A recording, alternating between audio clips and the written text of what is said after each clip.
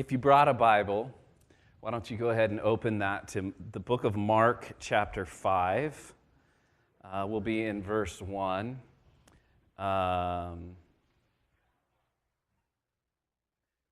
There's like 23 things I want to talk about right now. None of them have anything to do with the Bible passage today, so I'm going to refrain. So in Mark chapter 1, Mark chapter 5, we're picking it up in our study through the book of Mark.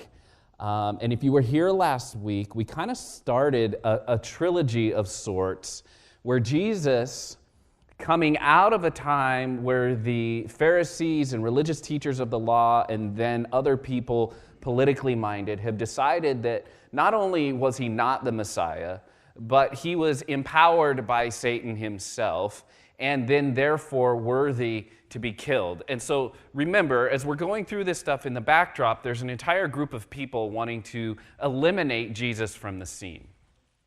So it's interesting that right out of that kind of opposition, when he's accused of being empowered by Satan himself, Jesus goes out and he begins to, in a succession of 3 episodes, make it very clear that he is in power over all, including Satan himself. You remember last week we looked at the passage where Jesus, after teaching a crowd, tells his disciples, hey, let's go to the other side of the lake. And they get in the boat and they head over and a storm comes up. And when Jesus uses the language to command the storm, the winds and the waves to be quiet and to be still, remember, I made note of this last week. It's the same language that he used. It's the same type of command that he used when he would exercise authority over demons earlier.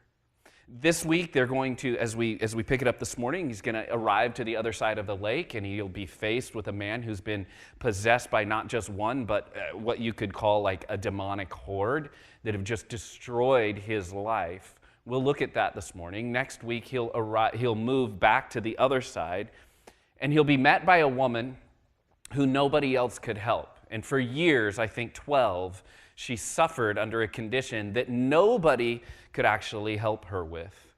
In the meantime, there's also another man who comes to Jesus at this same time who has a daughter that's very sick and wants his help, but he's delayed by this woman, and in the meantime, the man's daughter dies.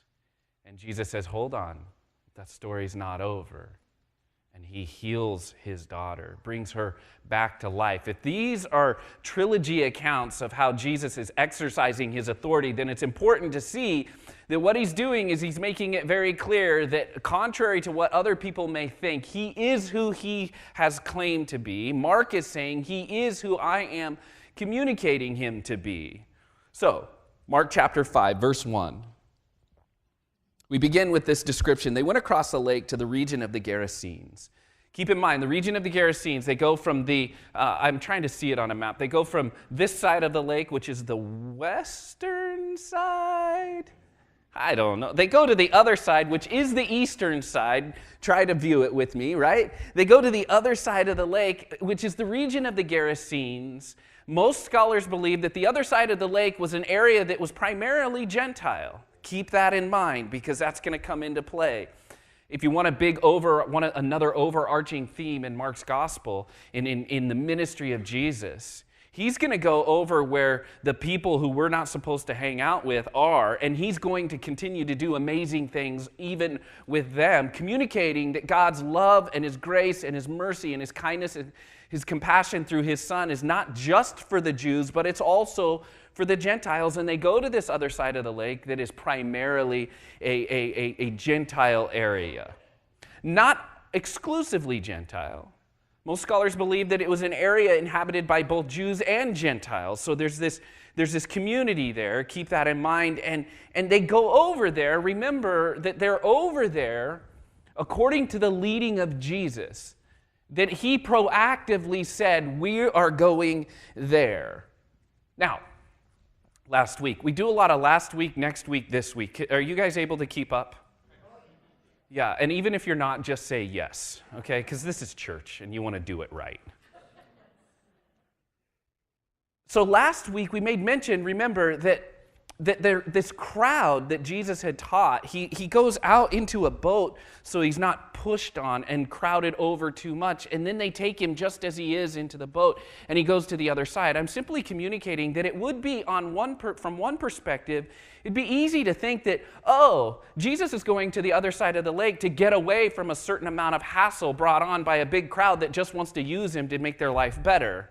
Again, I'm glad that doesn't happen in our world today. However, if you look more specifically at the story, that's not the simplicity of it. He actually says to his disciples, let's go over to the other side of the lake. And when they get there, we begin to understand why he would do this. Look at verse 2. When Jesus got out of the boat, a man with an impure spirit came from the tombs to meet him. Could it be that the grace of God, who sends his Son to seek and save the lost, could it be that that very Son said, let's go to the other side of the lake because there are some extremely lost people over there, and I want to go find them. You know what I mean? Now, if you've read ahead, you understand this story, and you understand some of the controversies therein. It's easy in this story to get distracted by demons and pigs. Yeah? That's the controversy. Like it was a legion. I don't know. That's in the Jesus movie. That's what it sounds like when he meets this man, right? A legion of demons. And so there's this distraction of like, ooh, a legion of demons. This isn't just one. This could be up to 6,000 with horse riders in front of them. How does that work according to Roman language and description? There's lots of them. Oh my goodness. What did they look like? What were their names? How did they act? You guys,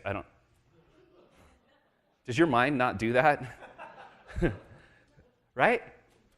Or we get distracted by, wait a minute, these demons, and they cut this deal with Jesus, and they go into and there's a legion's worth of pigs that are drowned in the sea. Wait. Animal rights activists all over the place are upset about, what about the pigs? I mean, don't all pigs go to heaven? I'm just going to let you know, and you can email me at darrin@rvchristian.com. You can call me at 541-951-3735. I really don't care what happens to pigs when they die. And if that's mean, then you try to think about that the next time you eat bacon. Okay? I'm going to suggest to you that maybe the big issues here have nothing really to do with demons, that they're secondary, even third players in the story, that the big deal is about the reality of God's Son and who he is and what he does, even where he does it, and why that matters. And it's even more important than what happens to pigs. So he goes, I think, proactively on a merciful mission to the other side of the lake to seek and save somebody or someone. See, Matthew describes that there's two demon-possessed men. Luke and Mark both describe one. Scholars believe that most likely what's being described in the book of Mark, there was probably two, but Mark is talking about the one who was in the worst case or the one who stood out the most prominently. Does that make sense? You see, he goes to seek and save the lost, and we can't ever forget about that. And there's nothing that's going to get in the way of that. Not a storm on the sea, not the confusion of the disciples, not the fear of other people, and not even the demonic hordes themselves are going to get in the way of the mission of Jesus to bring mercy and compassion and restoration to a man who had been made in the image of God, who had been distorted and destroyed by nothing less than the hand of Satan himself. Do you guys see that? Remember Genesis chapter 1. Genesis chapter 1, right around verse 26 and 27, not right around, in verse 26 and 27. I looked it up, right? God says, let us make man in our own image. Now you fast forward to this moment in Mark's gospel, and you see Jesus and his disciples arriving to the other side of the lake. And there's a man who at one time was made in the image of God. And for reasons that we don't necessarily understand or can't completely get, or we simply don't have all of the information, that image has been distorted by the enemy, whom, by the way, Jesus said this about Satan, and it's worth remembering. Jesus said in John chapter 8, verse 44, that Satan was a murderer from the beginning and does not stand in the truth because there is no truth in him. The truth is that we've been made and created in the image of God, and Satan wants to kill that if he can. In John chapter 10, Jesus would go on to say, the thief comes only to steal, kill, and destroy. Now, we've heard these verses, yeah. We've read these verses. We've all probably memorized John chapter 10, where we understand that the thief came to steal and kill and destroy, and we quote it all the time. But the reality, when we connect it to this scene and what's happening on the other side of the lake with this man who was as lost can be, and recognize the description of the man is going to be nothing less than the very destruction of the enemy, meant to bring about a lessening and a destroying of the very image of God that man was supposed to image to his world around him. By the way, the same is true for you and I. And I was thinking about this morning as I was drinking coffee, looking out the window, trying to figure out, what does all of this mean to us? And I realized, well, maybe we're not possessed by Satan. It doesn't appear to be so, right, on the surface. But we all struggle with sin. And we all struggle with a sin that seeks to lessen the very privilege that we have of imaging the reality of God to our world. Keep that in mind, because Jesus goes to the other side of the lake to seek and save this lost soul, who is as lost can be. Look at the description. It says this in chapter 5, verse 3. The man lived in the tombs, and no one can bind him anymore, not even with chains. Luke and Matthew both describe that the townspeople, the people in the region, were so overwhelmed by this man and so frustrated by this man and so afraid of these men, that they would bind them with chains, but to no avail, because in the night they would howl and they would scream and they would break their bonds. They would break the chains. They were in such torment and anger and pain and struggle. For he had been chained, verse 4, hand and foot, but he tore the chains apart and broke the irons on his feet. No one was strong enough to subdue him. Night and day, among the tombs and in the hills, he would cry out and cut himself with stones.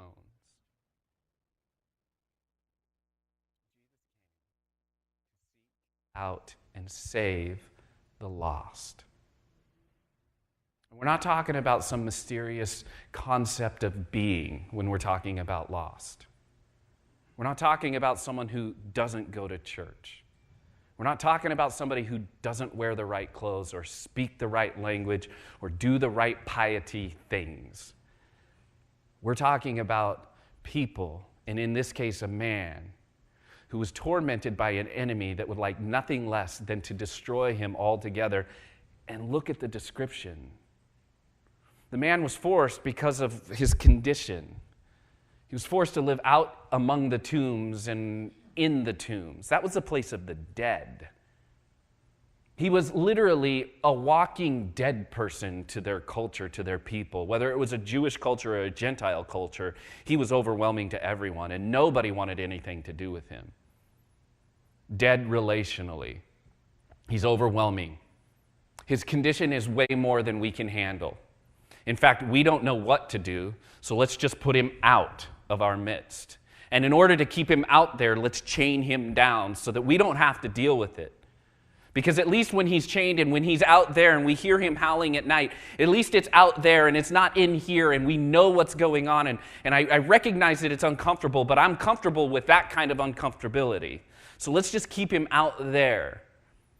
Not only was he kind of ostracized relationally, tortured spiritually, mentally, but he was also bent on destroying himself physically. It says that he would cut himself and wail in pain. One commentator described his condition this way, and I loved it, so I wrote it down so I can read it to you. And on my little piece of paper, I've got a green highlighted arrow that's reminding me to do this. You don't need that kind of detail, but I'm just showing you my pastor's tricks so that you know this isn't mystery and magicianship. It's really God just working through a weak old vessel like myself. I don't know why I just went off on that tangent. The demons were bent on destroying. Not having been able to destroy the man, they destroyed the pigs. Demons are emissaries. Wrong phrase. Go up one more. The poor naked man was a mass of bleeding lacerations, scabs, infections, and scar tissue, living in a delirium of pain and masochistic pleasure. Let me read that again, this description. R. Kent Hughes describes this man in his condition this way. This poor, naked man was a mass of bleeding lacerations, scabs, infections, and scar tissues.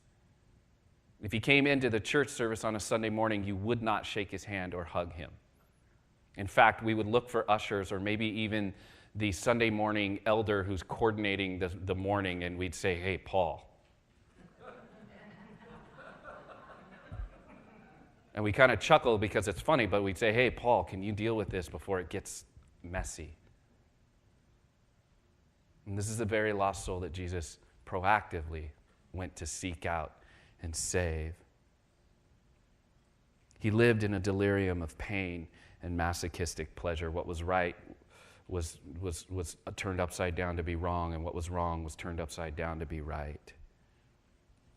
And Jesus steps out of the boat and proactively meets him right where he's at. Verse 6, when he saw Jesus from a distance, he ran and he fell on his knees in front of him, and he shouted at the top of his voice, "What do you want with me, Jesus, Son of the Most High God? In God's name, don't torture me." For Jesus had said to him, "Come out of this man, you impure spirit." When the man sees Jesus, he's driven by this legion of demons within him to go and fall at Jesus' feet and cry out to him, "What do you want with me, Jesus, the Lord of all?" Now remember, he wasn't necessarily recognizing who Jesus was because he wants to get saved. He was actually superstitiously using his name to try to gain the upper hand in some sort of weird spiritual battle. He says, "Please don't torture me." And look at what happens. Then Jesus said to him, "What is your name?" And the demon spoke out, "My name is Legion," he replied, "for we are many." And he begged Jesus again and again not to send them out of the area. They had a foothold there. There were plenty of people to destroy there. It's the Decapolis region, the region of 10 cities, Greek by nature, by lifestyle. There were lots of people who weren't of Jewish descent. There were lots of people that they could trick and torture and torment and destroy. Don't send us away from here. This is our turf and our territory. Verse 11, a large herd of pigs were feeding on the nearby hillside. Now, just at this point, just so you know, I've heard and I've read lots of speculations about the pigs in the region. And I've seen people and heard people speculate that maybe what Jesus was doing here and what's going to happen, because you know what happens, right? Send me into the pigs. So he does, and they all go rush into the sea. And this herd of pigs, which, by the way, is money, is just because bacon is destroyed, right?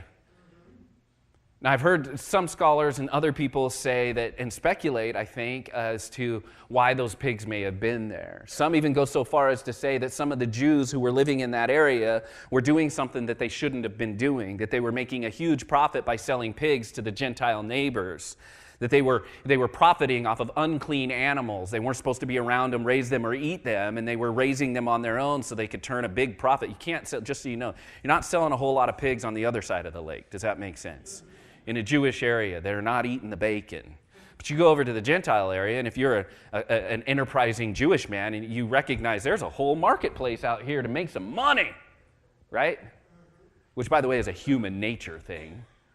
So you go over there, and they say that maybe they were there because some Jews were raising pigs and selling them and making huge profits to the Gentile believers. To the Gentiles.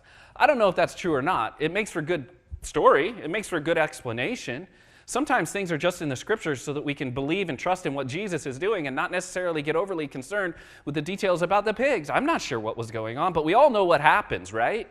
They beg him, "Please send us into the pigs." A large herd of pigs was feeding on the nearby hillside. Verse 12, and the demons begged Jesus, "Send us among the pigs and allow us to go into them." And he gave them permission, and the impure spirits came out and went into the pigs. And the herd, about 2,000 in number, rushed down the steep bank into the lake and were drowned. The herd, about 2,000 in number. How many pigs were destroyed that day? About 2,000. Dave, remember, you looked this up on Tuesday morning. What was the monetary value in today's currency? $1.5 million in bacon. Wasted. Now, some would say, right, good, hearty Americans who believe in bacon and Jesus would go, what was he doing?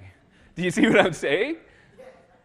And we start getting all concerned about what was going on with the pig. What? I don't understand this. Have you ever been reading along? This is like the Gospel of Mark. This is like the Bible. It's filled with one moment after another where you're trucking along. You're like, okay, I get it. I understand it. It's supernatural. What in the world? Pigs and drowning. I don't understand. 1.5 million. What? Here, okay, so I'll read the quote that I read out of place, which is hilarious and ironic because this green arrow was supposed to remind me to read it now, and I read it then. I'm human. One scholar said this: these demons were bent on destroying, and not having been able to destroy the man, they destroyed the pigs. Demons are emissaries of Satan, the destroyer. But why did Jesus, having exorcised the demons, allow them to enter the pigs? An act that ultimately resulted in the destruction of an entire herd. A tentative answer is that Jesus wanted to give a tangible evidence to the man and to the people that the demons had actually left this man and that their purpose had been to destroy him even as they destroyed the pigs.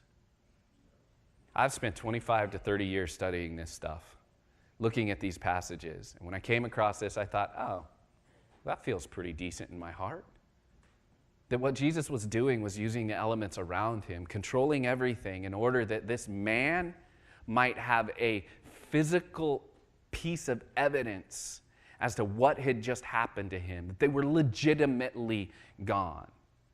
If you look in this Gentile region, you'll see histories of torment and torture. And what you'll see is no doubt, if you start to connect the dots, that this man would probably have no doubt experienced some sort of exorcism at some point.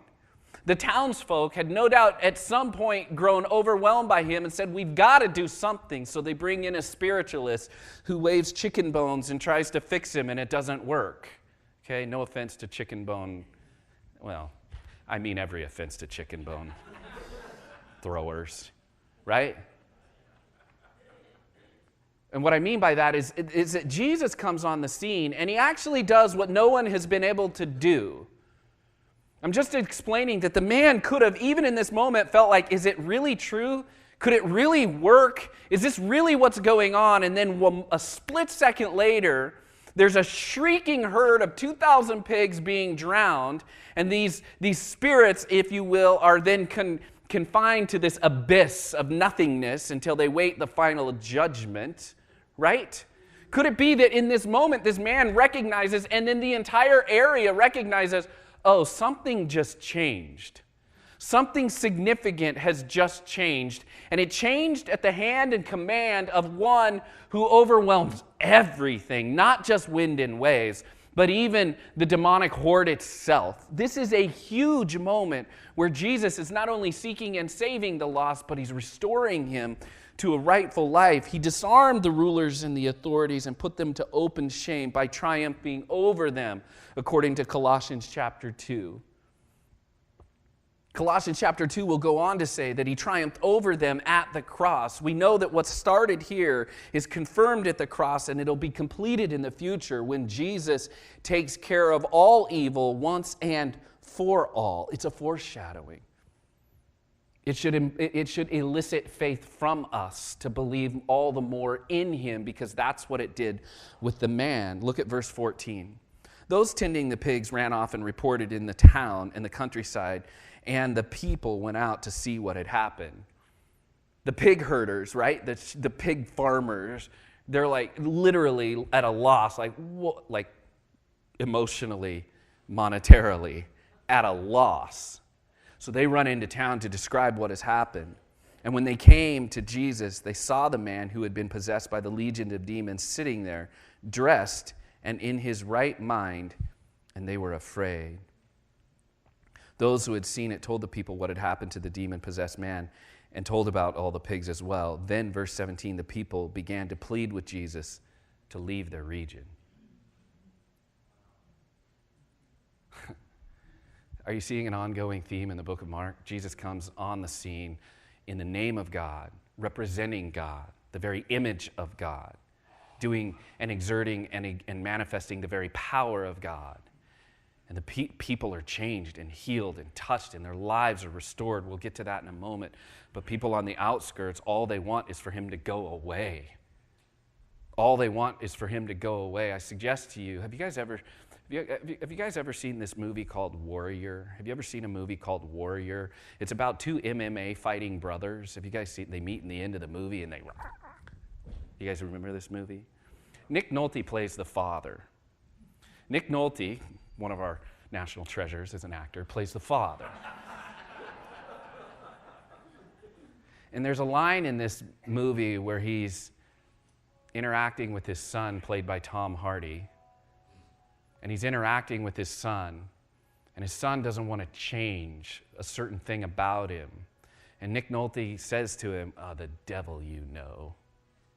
What he's describing is, you're more comfortable with the torture that you're familiar with. What Nick Nolte, this movie, right?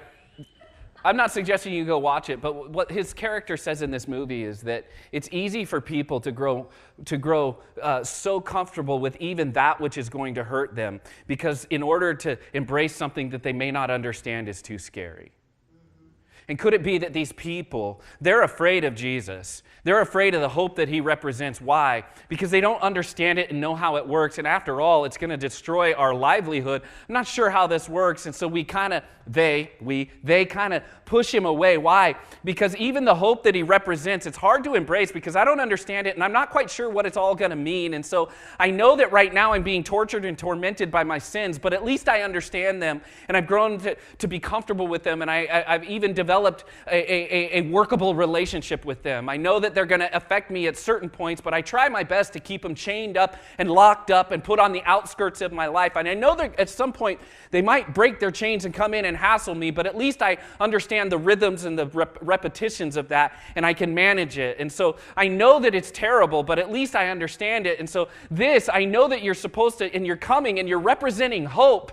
And I know that all I have to do is bow down and embrace, just like that man did, but I don't understand how it all works. And what does that mean if you're going to drive out all of our pigs, and now we don't have a way to make money? And what if you want to change everything about me, and it's all about bringing hope? And what if your restoration of my life is beyond what I'm willing to pay, and I'm just not sure about it? So you know what? I'd rather deal with pigs. Can you just leave?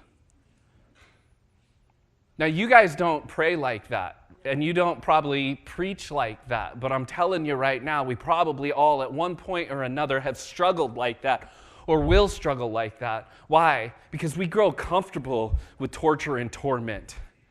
I met with a couple on Friday, and there was this one moment where the couple, they literally gave up and say, I know, it's just too much for me to ask to have my cake and eat it too. And I was like, well, wait a minute. We're meeting under the context of the God who says the enemy comes to steal, kill, and destroy, but I've come to give you life, and life what? Boring? Life less than your cake and eat it too? Life less than what I've demanded? Like life tortured at one point or another, but at least you go to church on Sunday? No. He says, I've come to bring life, and life abundantly. So I looked at the couple and I said, why not have your cake and eat it too? This was about their relationship and trying to fix some things, right? They don't go to church here, so you're fine. You guys are like, oh my gosh, who's he talking? You're all looking around. It's not metaphorically me and Bethany, and these people don't go to church here, all right? But I looked at him and I said, well, hold on. I actually stepped up out of my chair and I said, why not have your cake and eat it too? Do you want a marriage that's no good or that's just blah? And I said, do you want a relationship that's all that it can be and even all more than you could ever dream of? And they're like, yeah, but we have our past, and we've just grown accustomed to our struggles and our sins and our blah, blah, blah. So, it's pie in the sky. Like, I don't even know. And I said, nah, well, I'm just saying, like, if you want to settle for that, these kinds of meetings may not work because I'll irritate you, because I'm going to tell you week in and week out, go for everything that God wants to give you. Why not? But their problem is just like our problem. I don't know how that works. And I said, well, it's a good thing I do. I didn't actually say that. I actually looked at him and I said, I don't either, but I know this. And I ran over. See, they don't necessarily go to church either. So this is what God's doing here at Rogue Valley Christian Church. He's drawing people who don't go to church to come and meet in a church to find out some sort of way to help their relationship get better. I actually said to him last week, do you know who I am? I'm Darrin Ratcliffe, which doesn't mean anything to anyone. And I'm normal, and I live a normal life, but make no mistake about it, though I might be chill and I don't look like the pastor that you think that I should look like, I still believe in all of my heart in the Lord Jesus Christ and his ability to help and to his ability to make things better and in his word. And so when you talk to me, you just got to know what I'm going to say to you. I may not quote a Bible verse, but you can be sure the wisdom that I'm going to try to bring you is rooted and grounded in the word of God. So if you want to go, now's the chime. Chime. And they sat for an hour and a half because they wanted to know, could it really be that you could have your cake and eat it too? And I suggest to you, though this crowd missed it this time, the image of the man sitting at the feet of Jesus, clothed and in his right mind, thank you, was too much to dismiss. Because here's what's going to happen. The man, right? You know the story. I'll just read it to you. Let's read the Bible. That's always a good thing. Verse 18, and Jesus was getting into the boat, and the man who had been demon-possessed begged to go with him. Can you blame him? These guys have hated me for like years. They actually torture me just like everybody's torturing me. You've come on the scene and you've said, get better. And I got better. Wear clothes. And I'm wearing clothes. Stop cutting yourself. I don't even like it. Right? You don't have to scream. Okay. He's sitting there in his right mind, fully clothed. And he's got a crowd behind him that have just wanted nothing to do with him. He's got the memories of demons who tortured him in the water, gurgling, going, right? Why wouldn't he want to go? I'd want to go with Jesus too. He's the only one in this guy's recent history who has ever said, I love you, and wrapped his arms around him and said, trust me. And it works. I'd want to go too. And then we read the story and we're like, and Jesus is going to take the weakest of the weak and say, come on, I can use you. Well, we know the story. He says, stay here and I can use you. Look at what happens. As Jesus was getting into the boat, the man who had been demon-possessed begged to go with him.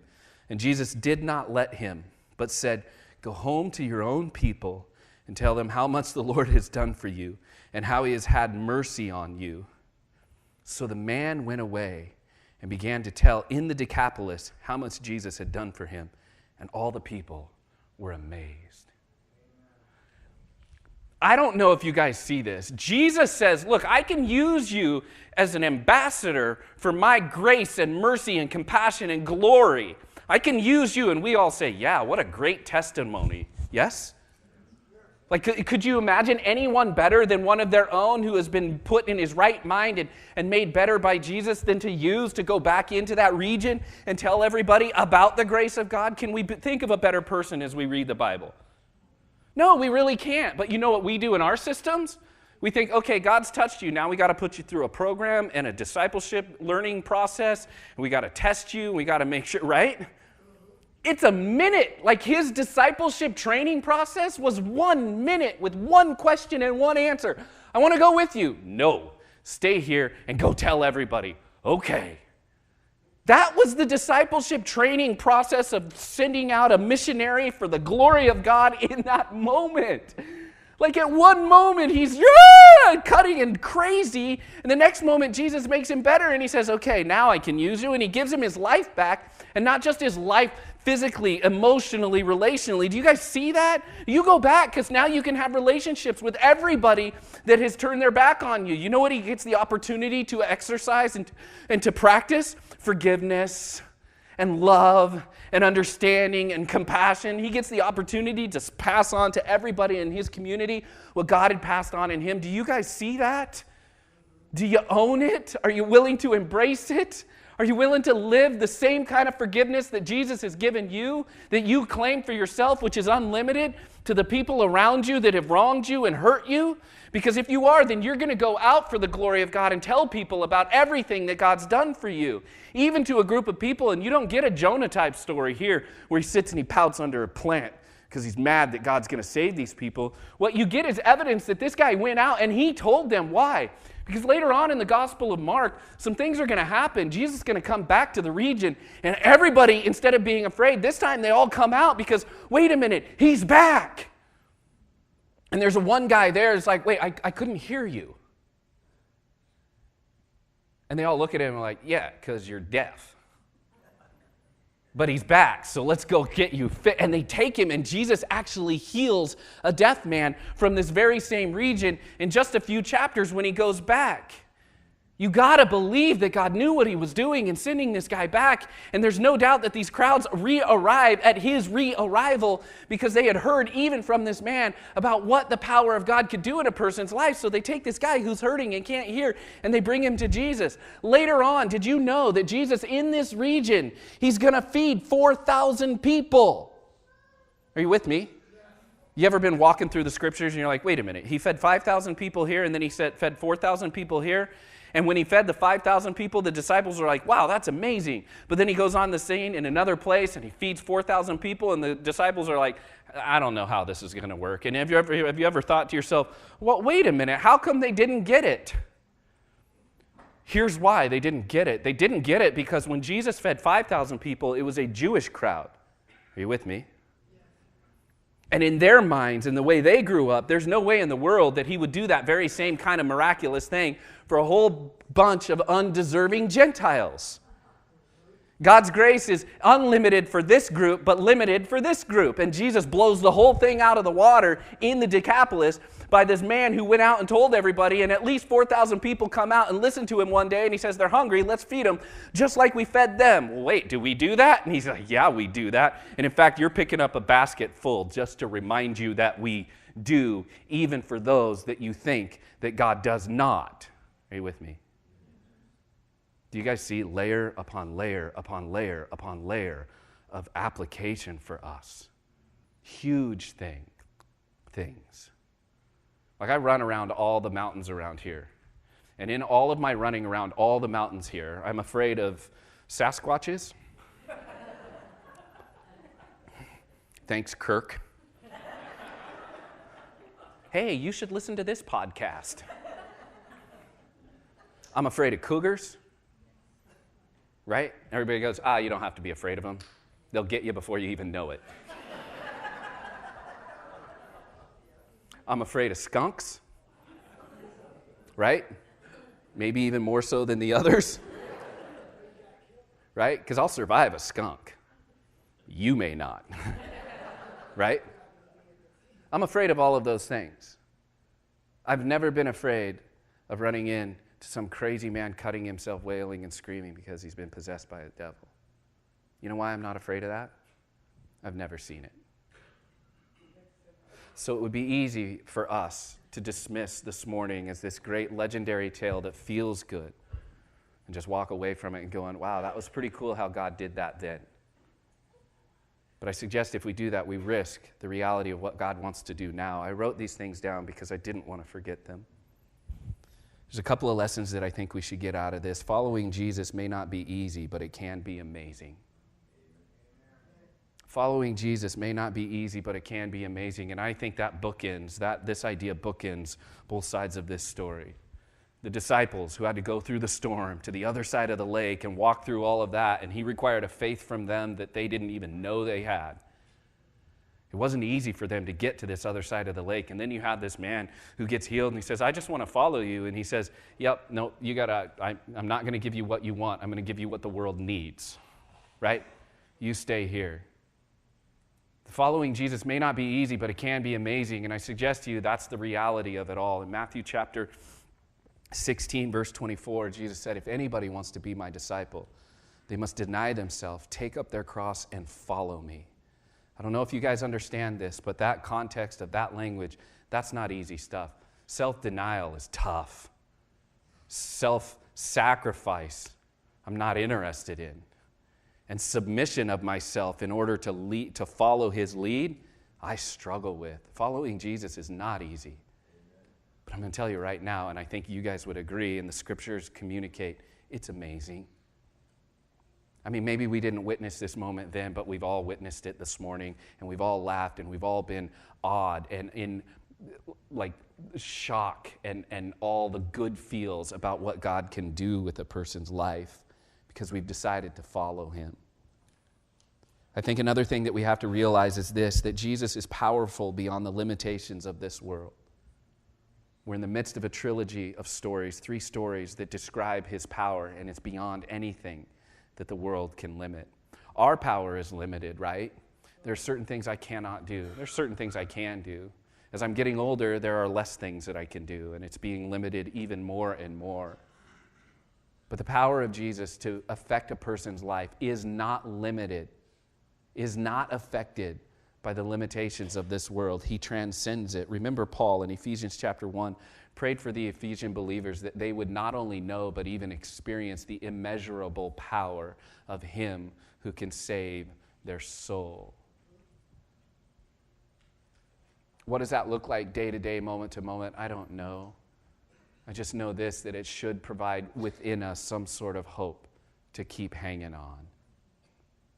Jesus is able to restore life to its intended place. I made mention of this earlier, John chapter 10, the thief comes to steal, kill, and destroy, but I've come that they may have life and have it abundantly. Did you guys know that maybe we don't struggle with Satan and demons, but we do struggle with sin? And do you know that sin is trying to lessen the image of God in our lives, distort it, make it less than what it really is? And it's nothing less than the power of God who comes in and has the ability to restore to its original intention what we were made for. And it doesn't matter if you're pumping gas at a gas station or you're buying and selling stock or anywhere in between. Like no matter where we're at, no matter what we do, we've been created to image the reality of God to a hurting and dying world. And Jesus has power and the ability to come into our lives moment by moment, make adjustments so that the beauty of his glory can shine brightly and reflect more greatly from our lives. And he has the ability to do that. And there's nothing, not even a legion of mess that can stand in the way if we'll just fall down and say, I need your help. Lastly, I think this. Like we'd be amiss if we looked at this story and didn't realize, once again, week in and week out, he is worthy of our worship. He is powerful, merciful, compassionate, kind, loving, and just. He is worthy to be worshiped. Thank you for listening to our podcast. For more information about Rogue Valley Christian Church, visit our website at www.rvchristian.com.